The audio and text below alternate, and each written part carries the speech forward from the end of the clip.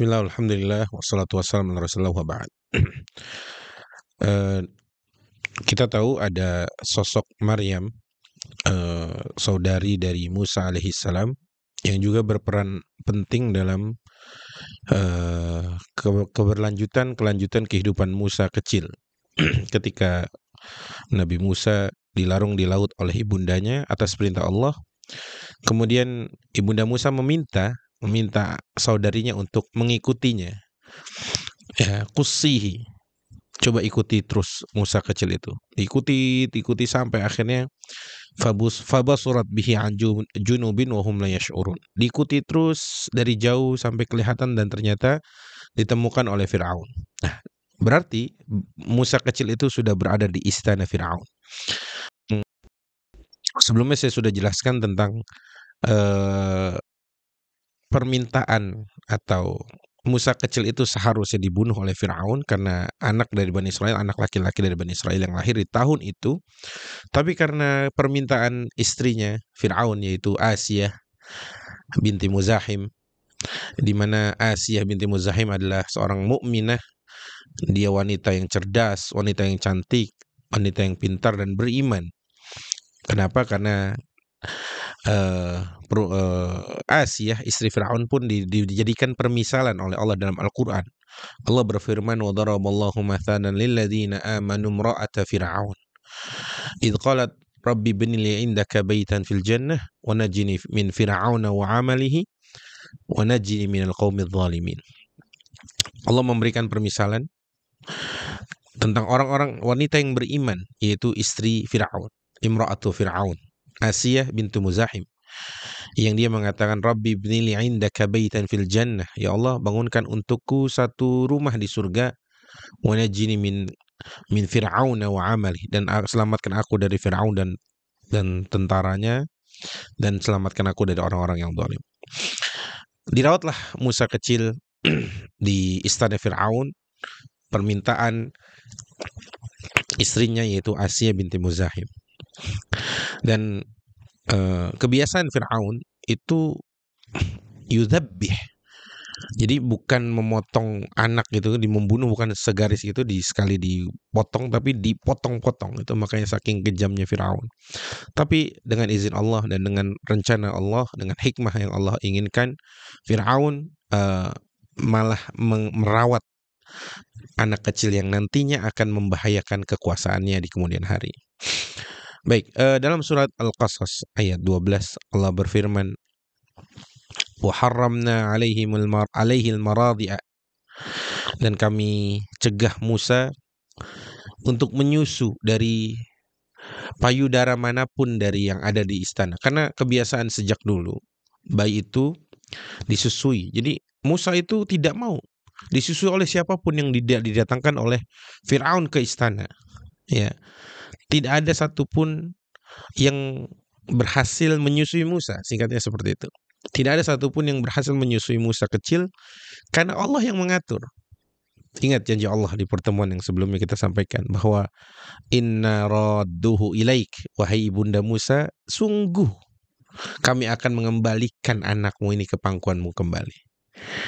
Kemudian siapa yang tadi ya? Kemudian ketika seluruh wanita yang diminta untuk menyusui Musa kecil itu tidak ada yang mau, maksudnya Musa tidak mau menyusu dari mereka.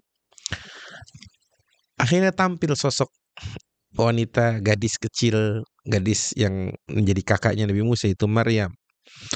Makanya teman-teman, peran wanita dalam Islam itu bahkan dari gadisnya ini menjadi sudah bisa berperan sejak dia gadis. Dia menunjukkan kepada kebaikan-kebaikan. Makanya dalam Al-Quran diabadikan kalimatnya Maryam, saudarinya Musa alaihissalam, kakaknya Musa alaihissalam. Allah berfirman, hal adullukum ala ahli baitin yakfulunahu. Maukah kalian aku tunjukkan satu rumah di mana bisa mengurus bayi kecil ini. Gini teman-teman, seharusnya Firaun curiga, seharusnya istana curiga, kenapa anak ini tiba-tiba bisa mengajukan dan seakan memastikan hal adullukum ala ahli baitin yakfulunahu. mau gak saya tunjukkan satu rumah yang bisa ngurus bayi ini. Harusnya Firaun curiga gitu. Tapi memang dasar bodoh Firaun itu. Firaun itu dengan kecongkakannya dia ternyata bodoh juga gitu. Makanya ketika saudari Musa tadi Maryam mengatakan, hal adullukum ala ahli baitin yakfulunahu lakum wa hum lahu nasihun. Itu diceritakan oleh para ulama bahwa hampir saudarinya Musa itu ngebuka rahasia gitu ya. Ya kenapa? Loh kok ini orang tahu-tahuan gitu. Anak kecil ini kok bisa tahu? Tapi dengan izin Allah ya, akhirnya kerajaan atau istana mengiyakan. Pertama kali Ibu Musa didatangkan ke istana.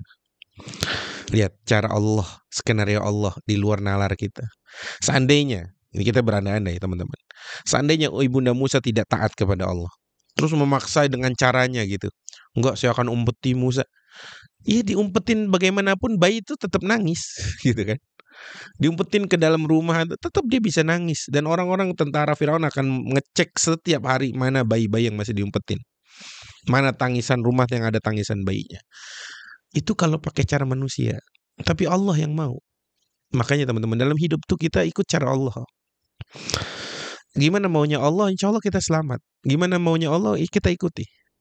Termasuk janji Allah kepada Ibunda Musa. Makanya pertama kali Ibunda Musa itu diundang ke istana untuk menyusui. Ya, kalau tidak salah sehari bisa 3 kali. Pulang balik.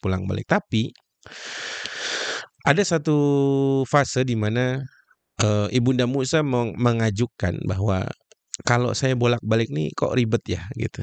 Gimana kalau anak kecil ini saya bawa aja? Itu Allah yang ngatur.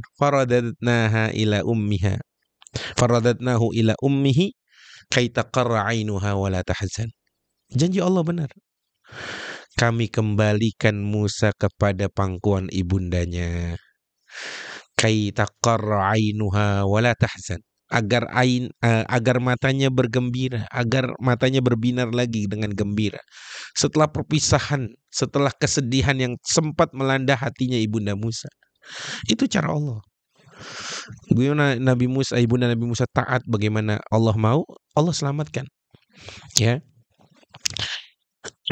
Kai taqarra 'ainuha, agar kesenangannya itu kembali lagi.